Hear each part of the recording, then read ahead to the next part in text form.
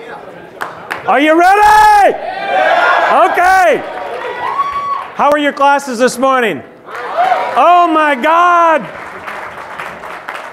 Unbelievable feedback. I attended some classes, was unbelievable. I heard great feedback. How about a hand to all the presenters and teachers? Nice job, guys.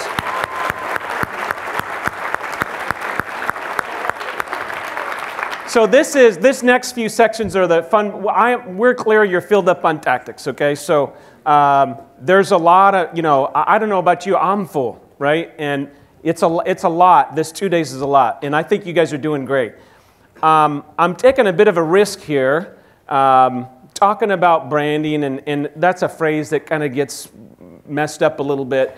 I'm going to introduce David Flanagan in a second. He's going to talk to us for 30 minutes about what that means and what that is. And then I'm going to come back up here, and we're actually going to do some role plays, because what I'm most concerned about in this segment is that we hear branding, and it's like, okay, marketing doodly-da, okay? It's not that, and I want to bring it home to you. And at the end, if you're patient, if you can focus on David's message and understand the concept, I promise I'll come back up here and how does this specifically relate to your business, okay? I had the pleasure of meeting David. I was referred to him by a good friend of mine, Mick Mullaney, who owns a software company. And so I called David, and I was pretty frustrated, and I was like, he calls me right back, and we're talking, and he says, well, Todd, I don't, he's letting me ramble on for 30 minutes, and I said, something's missing. Like, we're not as unified as we need to be around a message. And he says, well, Todd, luckily that's what I do. He says, but it's going to take some work. And so we rallied a group of people. If I could have these individuals stand up for a second. These individuals took roughly 6 or 7 meetings out of their lives. The meetings were 2 to 4 hours each. They voluntarily did it. And I want to thank them for their time and dedication, because they just did it to help Summit. Part of that, see if I can remember them all. John King, if you'll stand up, hold your applause just for a second. Jim Reed was part of that team. Lisa Fleck was part of that team. Chris Cobbs was part of that team. I should have wrote these down. Who am I missing? Dan Miller was a big part of that team. Who else? Well, Mark from marketing, yeah. And anyone else? Chris Ringrose was part of those meetings. Guys, if you could stand up, I just want to recognize you. Thank you very much.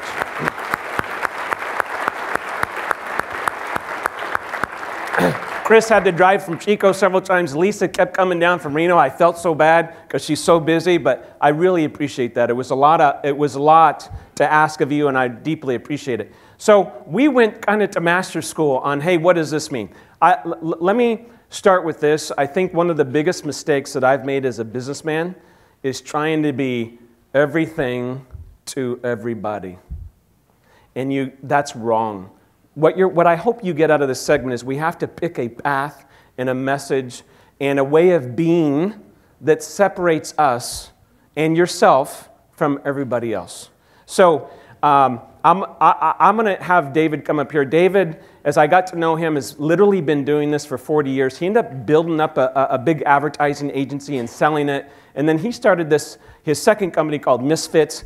And it's just a really cool company. His partner in crime, Matt's here. They just really were instrumental in helping us understand this concept. And then how do we put this into Summit? So one of our big goals this year is how do we fully own what we're talking about? What does it mean? What does it mean to you and your business? What does it mean to the borrowers? What does it mean to the realtors? This is one of the smartest men I've ever met. He's funny, and I think you'll really enjoy him. My good friend, David Flanagan. Davey, come on up. Thanks, Pat. Thank you.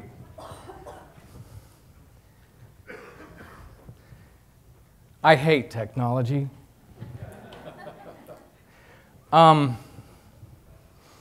This is what I want to talk to you about today.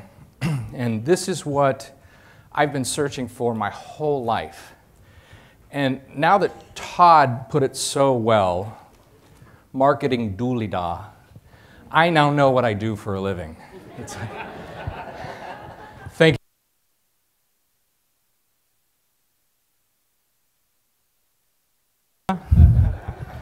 Wow, But honestly, that's true, and we're going to talk a lot about branding today for a few minutes, and that's kind of the category that we put it in, isn't it? Branding. I have a presentation called Brand Schmand, because that's kind of it's a word we've grown up with, branding. We all know what branding is, right? We really don't. Branding is just one of these marketing dooley-dah things that in business school, we learned something about it, but we really don't know about it. So what I want to talk to you really quickly about is clarity, because in the development of a brand, in the development of a company, you'd be amazed, so many companies have no clue. They have no clarity of who they are, why they are, what they really do. And they just get into this category of a commodity. Sounds kind of like the mortgage industry, doesn't it? And that's why if you can take the time and the energy, like Todd has in the last several months, to get a hold of and get a very clear picture of who you are and what you do, what you really do, and what you really provide your customers, it becomes an extremely sharp tool. I always say that clarity is a powerful tool unless you don't have it. So how am I supposed to click this thing?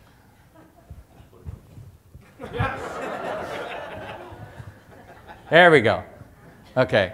I apologize, I do that stuff sometimes. This is where most companies live. When somebody comes to you and you say, tell me about yourself, oftentimes we make the mistake of boring them to death and telling them about ourselves. And they're not really asking that, are they? When they say, tell me about your company or tell me about yourself, they're really asking, why should I care? Tell me about why I should care about you. And so most often, companies, large companies, successful companies, when you say, whether it's in your website, whether it's in your brochures, whether it's in your sales meetings, one-to-one with your clients, it's tell me about yourself. We kind of start, well, we do this, and we do this, we do a lot of this, we do some of this, and we often get in this, and then if I ask you, you say something completely different. And then I ask you, and you say something completely different. And around the table, when I say, in this case, tell me about Summit, everybody's got a different opinion and a different message and a different story. So the innocent bystander, the potential client, they're left with a feeling of vague confusion. And that's where most companies live. So if we can reach back and take a step back and define and get some clarity around who we really are, then everybody can share the same message. And that's when a brand becomes extremely powerful. Okay. Why in the hell would you do this? It takes money, lots of money, Todd. It takes money, it takes time, it takes energy, it takes effort. Why would you expend all this for a brand? Because it's an important business tool and we just know that we're supposed to do that? Well, according to Harvard Business Review, for every 10% increase in, I'm going to say clarity, brand alignment, same thing. For every 10% increase in that clarity, sales ratios increase 15%. I didn't make this up. You could just stop right there. It's worth it. I don't know how to do it. I don't know exactly what it is, but it sounds like it's something important if my sales ratios increase 15%.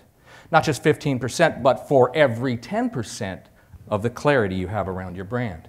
Differentiation and perceived value increase 8%. Employee satisfaction and retention increase 23%. Market value of the firm increases 10%. This is real stuff. This is bottom line stuff. Maybe I ought to pay attention, and maybe I ought to invest some thinking and some energy and some time, maybe even some money, into my brand, my clarity around who I am and my company. I love you, Huey. Got it. This one doesn't work either.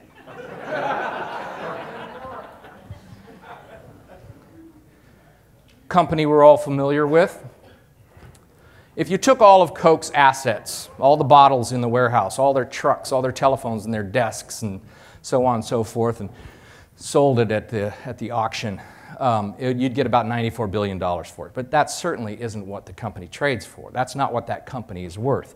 That company is worth $213 billion of, what'd you call it, Todd? Marketing doodah or something like that? That's a lot of marketing doodah.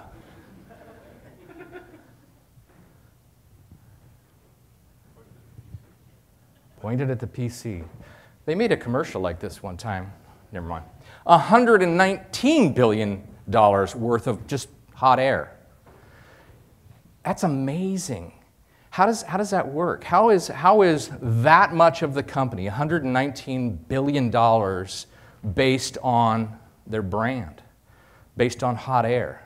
It's like, okay, now you've got me. Now I'm really interested in this brand baloney stuff. And you could come back and say, yeah, but that's Coke. Dude, they've been around for hundreds of years. They spend millions of dollars. We're not Coke, right? So yes, a brand is important to Coke, but it's not really important to us or to Summit, is it? In 1976, a young whippersnapper told his dad, because he was living with his dad at the time, he told his dad, "Dad, you need to understand something. I'm going to change the world." And his dad said, "That's great, Steve.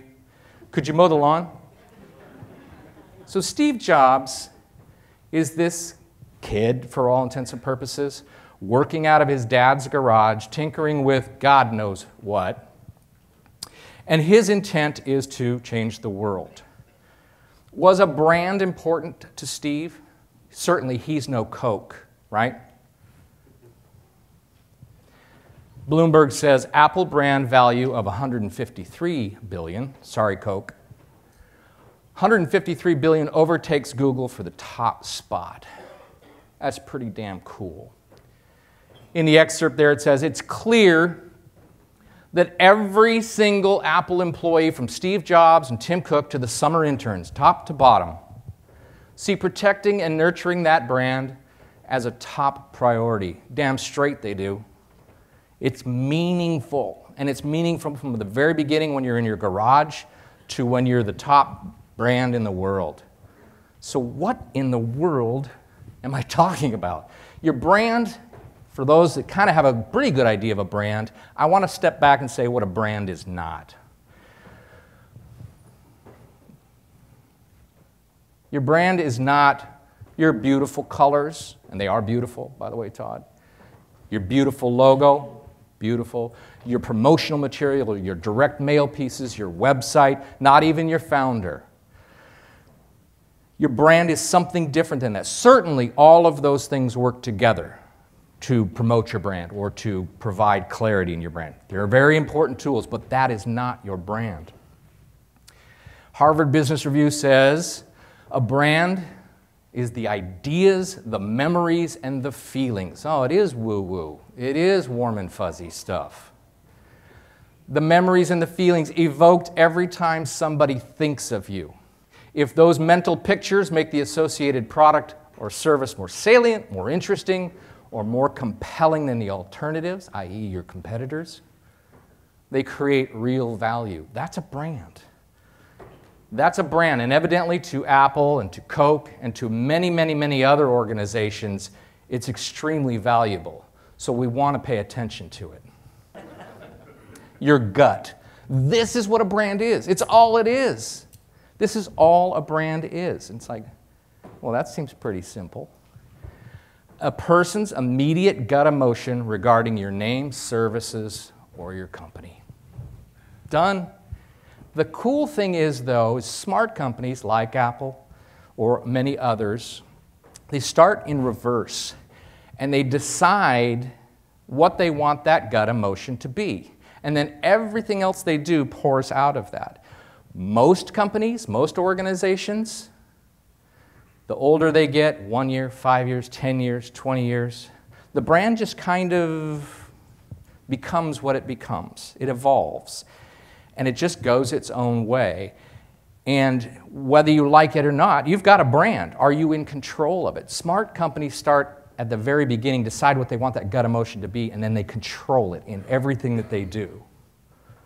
What we say and how we say it. How do you plan and how do you control your brand in an effort to get that all-important clarity? How do you do that? Is it something that you have control? Is it something you can do? And the answer is yes. And it's just two very simple things. Learn what you say and how you say it. Hey, tell me about your company. What you say and how you say it. And not just you, but everybody in your organization. If you're all, I hate this, but singing from the same sheet. If you're all doing the same thing, your brand becomes, remember we were talking about for every 10% of that alignment, that clarity, this is how you do it. What you say and how you say it.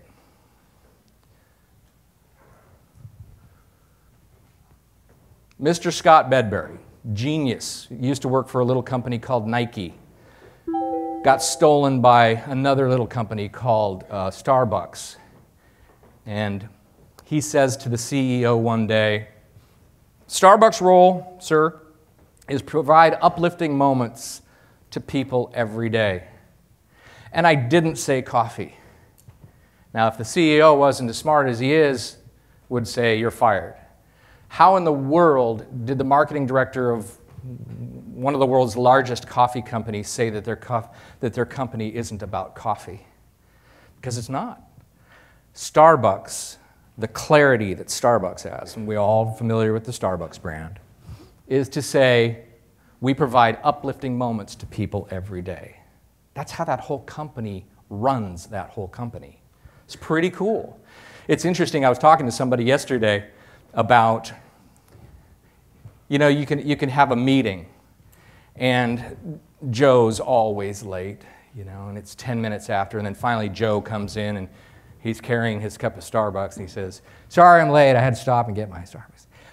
And the response these days is, oh, that's cool, yeah. We all get it, you know. Yeah, I do the same thing. It's kind of like uplifting moments for people every day. It's not an accident.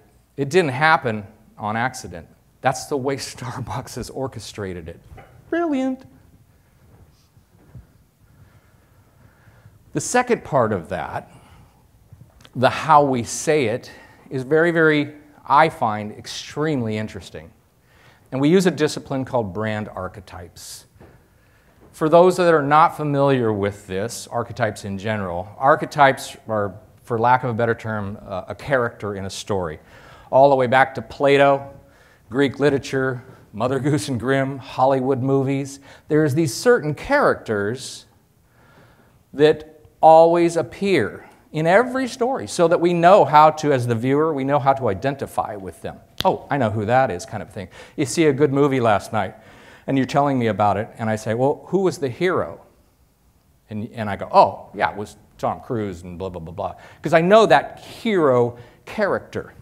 And then there's 12 classic archetypes. The hero, the rebel, I don't know if you can read that, the lover, the sage, the creator, the jester, the explorer, the innocent, the ruler, the magician, the caretaker. All of these characters appear in countless stories so that we know how to identify that character. Make sense?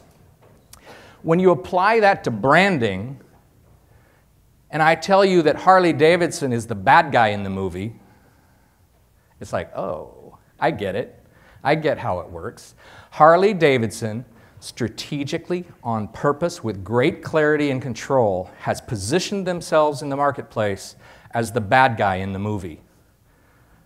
Kawasaki cannot now come in, or Yamaha or Honda, and play the bad guy. They can't do it because Harley Davidson has carved it out so well and so on purpose that they own it. So all of these companies, and there's thousands upon thousands, have carved out character niches so that we can identify with them. We know who they are. And this is the what they say and the how they say it to us all the time. So when I see something like this,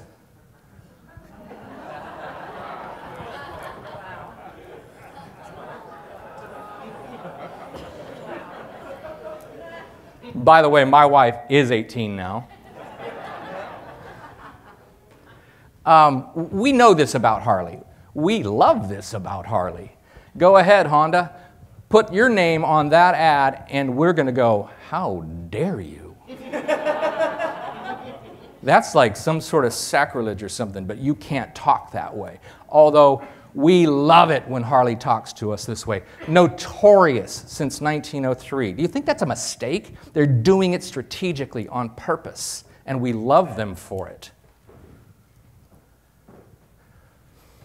The lover category: passion, romance, sex, Godiva chocolate. What are they selling here? It sure as hell ain't chocolate. And by default, they sell an awful lot of chocolate. But what are they selling here? Sex. But we know, we've grown up and we went to business school. We know that sex sells, right? Sex sells. We've learned that since we were little.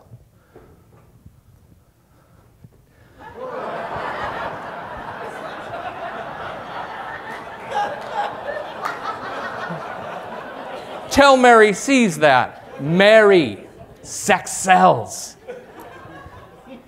Sex sells if you're in the lover category and you're a lover brand, and what you're really selling outside of chocolate is sex, romance, and passion. Yeah, then it works like crazy. But if you're in another category, like the caretaker, like my mom, and what you do is in my best interest because you love me, then sex does not sell at all. So what we did was we kind of, in working with Todd and his team at Summit, we looked at, the competitive field. Who out there is talking, and what they say and how they say it, how are they doing it? And whether it's intentional, conscious, or strategic or not, these companies are coming across in a certain character in the movie, if you will. What we loved about this is that a lot of this just kind of, remember I talked about the evolution of a brand? A lot of this just happens. It just comes out naturally. But what we love about this is look at all the holes in the market in terms of the character in the movie. Look at all the opportunity to stand out, to differentiate. And while we don't want to be inauthentic, we're looking for a category in which Summit is, it's really who they are, but can also stand apart from the crowd, can also differentiate themselves from their competitors. And this is what we came up with. This is so cool. This is so cool because when we tried a bunch of different hats on, but we just kept coming back to Hero, and I'll talk about that in a second.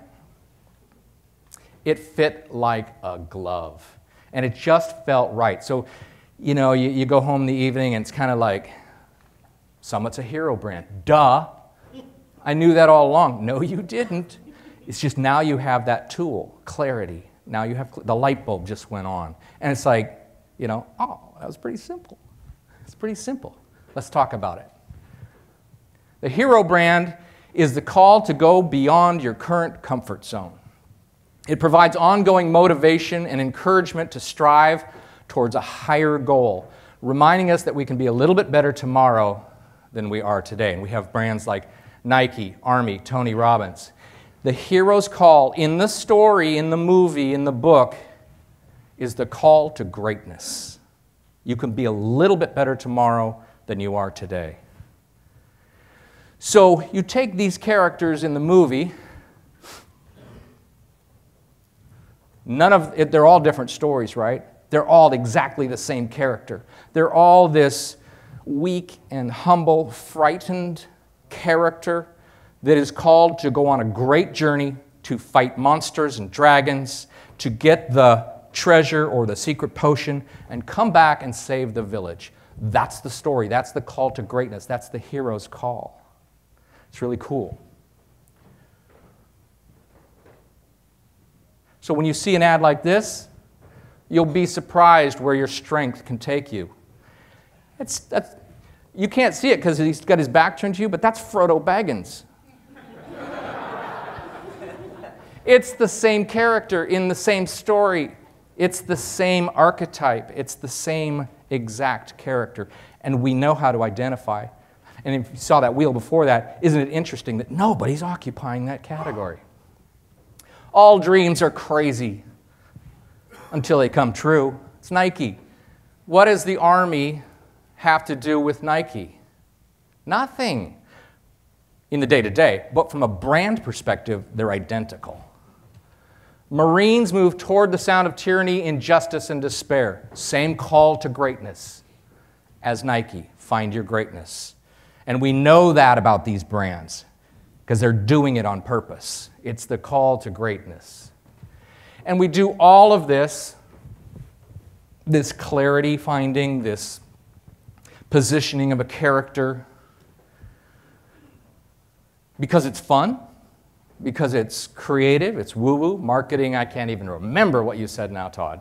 But we do this to differentiate ourselves from the competition, especially in your industry. We looked at so much, and everybody's doing the exact same thing. They're saying the same things. You can get your mortgage faster, cheaper, easier, you know. We're nice people. And it's all into this mishmash of marketing and voices and loudness, and the consumer, the customer, your client is like, I don't know what to make of that. It's just vanilla to me. To differentiate yourself from the competition is to stand apart and have somebody go, oh, I know who they are, and they're different. Lastly, boil all that down into a single driving focus. We call a brand position statement. And a brand position statement is nothing more than a single statement. Remember Starbucks uplifting moments for people every day? It acts as a rudder on your boat. If you don't have that simple tool of a rudder on your boat, what happens when it gets windy or you don't have a paddle? You go wherever the wind takes you, and that's where most companies live, strangely enough. You get that little tool called a brand position statement, and now it doesn't matter how windy it is. It doesn't matter what happens out there on the lake. You get to guide your company and your career exactly where you want it to go. So, real quickly, what's the difference between these two products? That's the easy part, not a damn thing. There's nothing different, really. Same ingredients, same price point, same size packaging. They probably sit next to each other in the freezer section.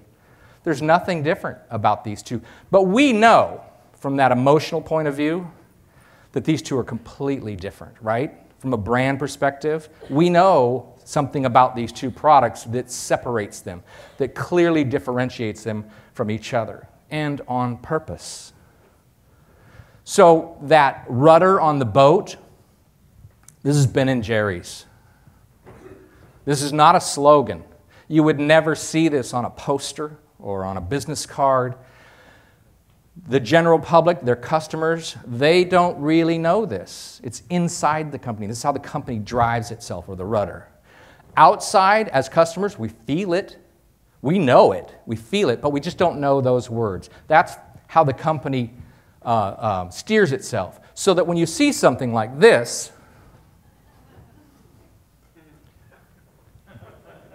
Haagen-Dazs could not do this, right? It wouldn't be right for Haagen-Dazs to do this. It would feel weird if Haagen-Dazs did this. Why is that? Why can't Haagen-Dazs do this? Because their brand position statement, the rudder on their boat, isn't joy for the belly and the soul. So while Ben & Jerry's is funny and silly and goofy, they don't do it because they're funny, silly, and goofy and like that stuff. They do it for very razor-sharp strategic business reasons to differentiate themselves from the people like Haagen-Dazs, who are identical to them in almost every other way.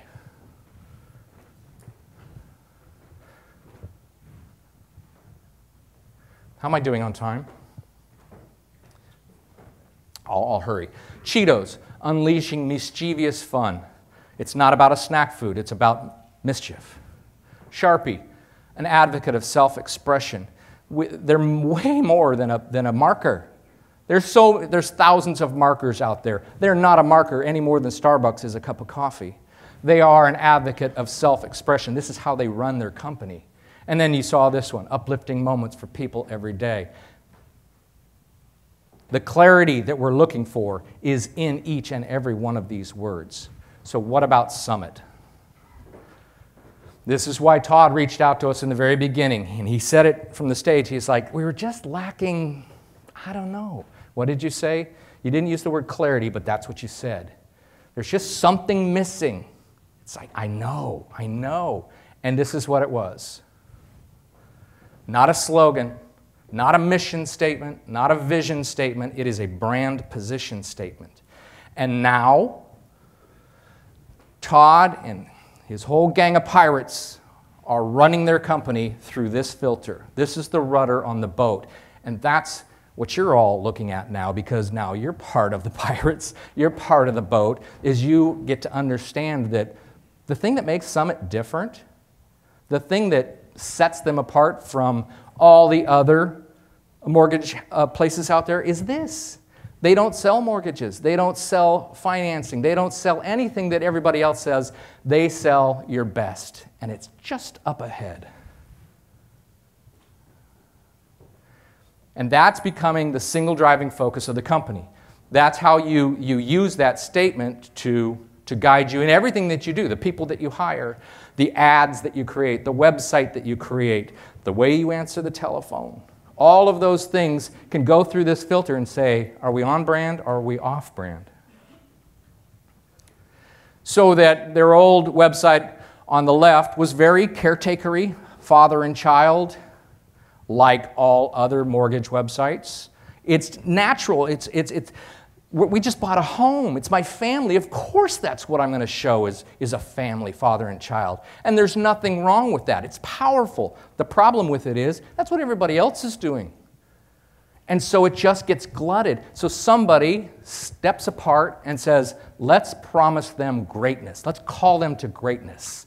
And immediately it looks like something on the right. Climbing your mountain always begins with a single step. Your home, your world, all within reach. It's Frodo Baggins again. It's like, come on, a call to greatness. And again, it filters through everything. Whether it's a fun run, you're not selling mortgages, you're selling greatness.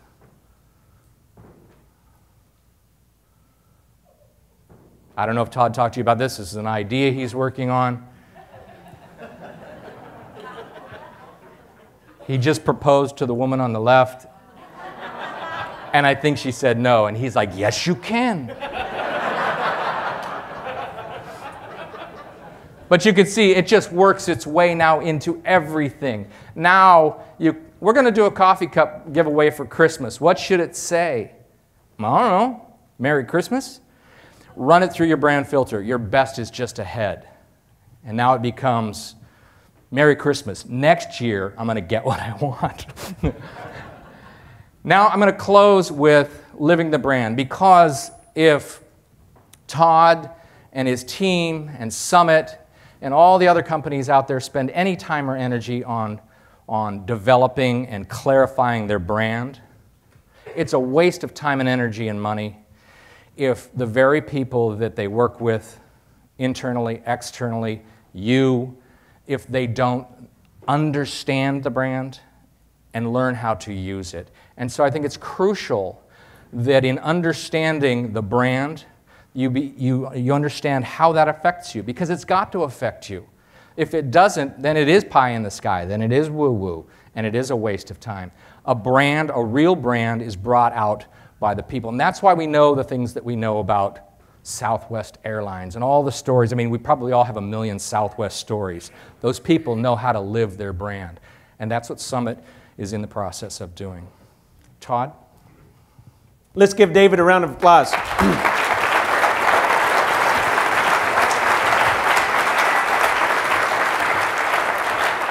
So, big concepts. Now we got to kind of bring it home a little bit. I'm going to show you a video in just a second that David and his team in marketing worked on to show you what it might look and feel like.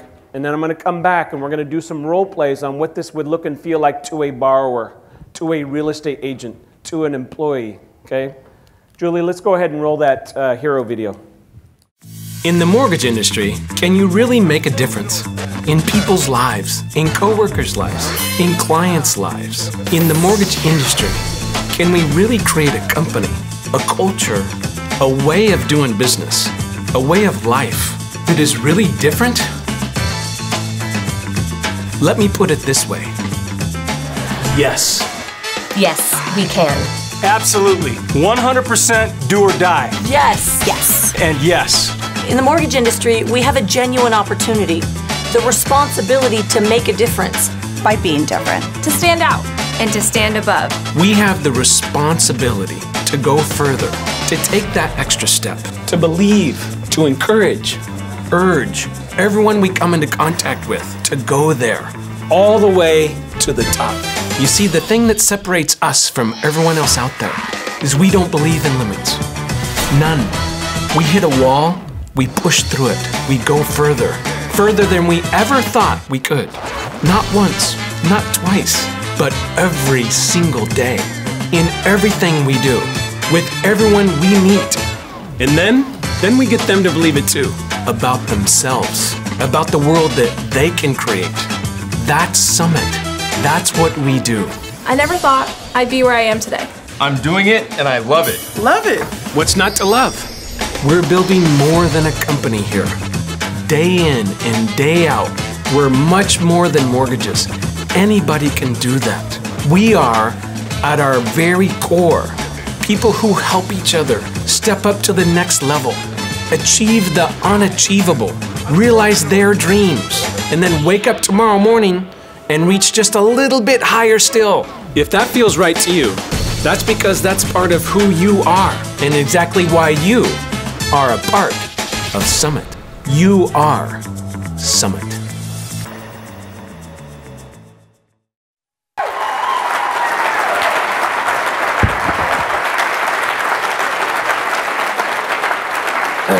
Thank you. I tried to get Todd to become a lover brand. Okay, so my question to you is that different? It's different. David scoured the earth and he kept on coming back, and he didn't lead us to the hero brand. And he says, listen, I knew 2 hours in you guys were a hero brand, you just didn't know it, okay? When you look at Katie Siegel, who's sick with the flu, but she wasn't here, but in Cornelius, she's one of the top producers in the company. She was a beginning loan officer 3 years ago. 40% of our underwriters are homegrown, right? I mean, we can go on and on. We're acting hero. We just didn't know we were hero. Does that make sense? So now we can do this more on purpose. So, and oddly enough, in the mortgage industry, we couldn't find anyone who was filling it. Interesting, isn't it? So how does this relate to you? So let me do a few role plays, and then David may chime in a little bit. And then if we have time, we'll do just a few minutes of Q&A before we bring Blake up here. So David, let's just pretend you're a borrower, and David is sitting in front of me, and I say, David, you know what? I've spent 15 minutes with you. I have some good news and bad news. Which would you like to hear first? How about the bad news? Yeah, I'm used to that. Well, let's do the good news. Let's do the bad news. How about that? Which is bigger? Well, they're both exciting. So the bad news is... Yeah, give me the bad news. No, the good news is I can definitely get you a loan. Really? That's great news. That is great Not news. right now. That's the bad news. Now listen. Here's what we're going to do, David. I'm going to give you 3 things to do. You're going to pay off the Chase account. You're going to have 0 late payments until June, and hopefully forever. And you're going to save, hold on, you're going to save $3,000 more. We just went over the budget. You can do that, right?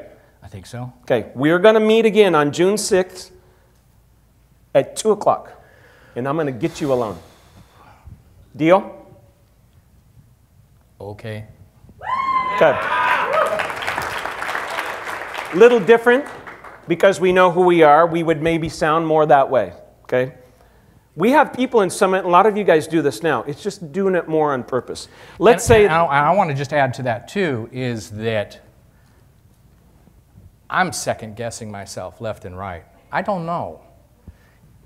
$3,000, you can do that, right? I don't know. I really don't. I've tried as hard as I can try. This whole mortgage, I can't do it. He's standing there going, yeah, you can. You can do this. And he is giving me the strength I just don't have. He's calling me to greatness. And I'm buying it. I like it. I'm going to go home and I'm going to talk to my wife and I'm going to give her the same spiel. She won't believe me, but he's calling me to step up. Don't you give up. Step up. Yes. I'm at lunch now, different setting. David's an agent. I work with David. He's an agent. We've worked together a couple years. And he's just sharing with me that he's not doing as well as he could. So, David, you mean to tell me that last year you did 10 buyer deals in 2016 and you only did 5 this last year? Yeah, it's been a tough year. It's been a tough year. Let me tell you something. How many agents do you think I've worked with in 22 years? Countless. Literally hundreds. Yeah. You're literally one of the best buyer's agents I've ever worked with. Oh. There's no reason for you to be half. Your average commission is $20,000. 5 deals, that's $100,000 that you lost last year. Ouch. You're worth that $100,000, David. Let's you and I brainstorm. We can do some seminars. We'll do something to get you back up there. Let's do it. Thank you. Will you do it with me? I will. Okay. Yeah. Different? Yeah. Different. It's such an easy little twist. I mean, it's such a subtle little, before it's just like, dude, why are you doing so bad? Oh, I've been drinking too much, you know? It's like,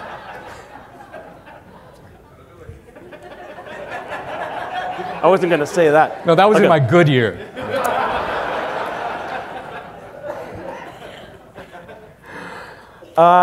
Let's segue to an employee. And this is where a lot of us, because we have so many team members, where we can really take a step up, okay? So David is my LP2 and he wants to become a loan officer. So I know he wants to become a loan officer.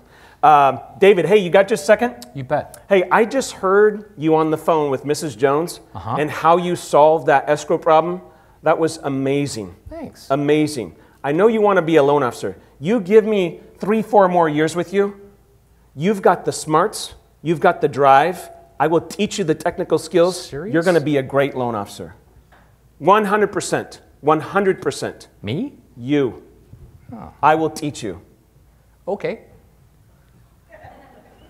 Different? How many of you have used phrasing like that in the last couple weeks with your team? 3%? This is what buying, this is, I know the brand stuff, I told you in the beginning, the danger is brand schman, okay? It's not, we need to live that. So yes, it's fancy websites, it's cool coffee cups, but that's not what it is. It's about us developing our brand together. And our brand is hero. Our rudder statement is your best is just ahead. And Mark and I were talking beforehand, and he wanted me to point out, too, something that's extremely important, is that in a hero brand, Todd's not the hero. I'm the hero. When he's talking to me and he's calling me to greatness, I'm the Frodo Baggins in the movie. I'm the hero of the story, and that hero is not always Batman. That hero is often Frodo, who's weak, timid, and afraid. And you know the first thing that happens? They call it the denial of the call. When Todd says, I'm going to make you a mortgage broker, you work with me, I'm going to make you a mortgage broker in 3 years. The denial of the call is, no, I can't do that. That's what the hero says. And the hero's call takes it a step further and says, yes, you can. And you keep calling them until Frodo Baggins finally says, okay, I'll go on this whack journey. Now this was, David brings up a great point. So we're in these meetings and we kept thinking, well, it's a lot of pressure. We got to be the hero all the time. He says, no, no, no, no. You're not the hero. The hero is the person. The hero is the borrower. The hero is the realtor. You're not the hero. You're making them the hero. You're elevating them. And that's a key distinction as we go through this. So is this something we're going to just talk about once and we're all just going to live it? No. This is just an introduction. We're going to have to work on these things so that we can understand, oh, now my biggest concern is I've never, and I don't know if you can speak to this, but I've never seen a bunch of independent contractors band together and do all this messaging so that we really are different forward-facing. You know, we understand we're not building widgets, right? We're all independent contractors that are selling loans and doing that all day. But if we can all sound similar, okay, and we can have this rudder statement, hey, our best is just ahead. We can do a little bit better. We'll win. We will win, and we'll win big. This dream I have of us all averaging 10 loans a month, it will actually happen. Not overnight. It's going to take a while. So, David, just in closing, what are our risks as a company? You understand, we're all over the country. We don't see each other every day. And we're developing this brand. And certainly we can support it with websites and all that stuff. But how are we going to truly make that shift as a team? It's a great question. And I don't know that there's a simple answer. But it is to take it seriously. It's to take it out of that category of brand schmand and, ooh, I heard a fun talk or whatever, and you get on the airplane and you go home and you forget all about it. Don't do that. Take it seriously as companies like Coke and Nike and Summit have done. Mark and team passed out a brand guide. It's on the table. Thanks, John. Take this home with you. Don't throw it in your briefcase and forget about it. Spend 10 minutes on this. Not necessarily right now, although I got to say those pictures are gorgeous. And read it, because it's a summation of everything that Summit has been through the process in the last couple months, and it really drives it home. And you can keep this, keep it on your desk, refer to it. It's very clear in terms of the brand position statement, and there's even a little dialogue in here on like an elevator speech of, if you don't know what to say at a party, it's written in here for you, so you'll be the most popular person at the party. Let me do one last thing. Yes, John? Is this going to take advertising dollars to make it come full circle, or can it all be done internally? Yeah, John's question is this going to take advertising advertising dollars, or Lots. can we just do this? Yeah, here's the short answer is you're not going to see us doing TV ads about this and stuff like that. Now, when we come out with new coffee mugs, yeah, it'll look a little different, more hero brand, okay? Our website, more hero brand. But it's more about the feeling and the actions that we take than anything else, okay? You guys know Summit's advertising dollars is about $2,000 a month, so we're not going to change that. That's not what this is about, okay? Let me prove one last point. Someone raise hands. Who to them operates right now in Summit as a hero? They act this way. Scott, who would you say? Christina does. Cool. I don't know Christina that well, but I know she's doing really well. Okay, David, who were you going to say? Robin Lavasser. Listen, you heard Robert, you're going to hear her story in a minute. If she's not hero, I don't know who the heck is. Okay, she is all about, you can do this, you can do, right? And it's not fake. Okay, who else? Some other examples. Dan. Alicia Blackwood. Listen, Alicia calls me last week. She says, Todd, I'm just telling you, if you just free me up more, I will get 100 loans a month. And I said, do you know why that is? And she's like, I don't know. I just meet people and they love me.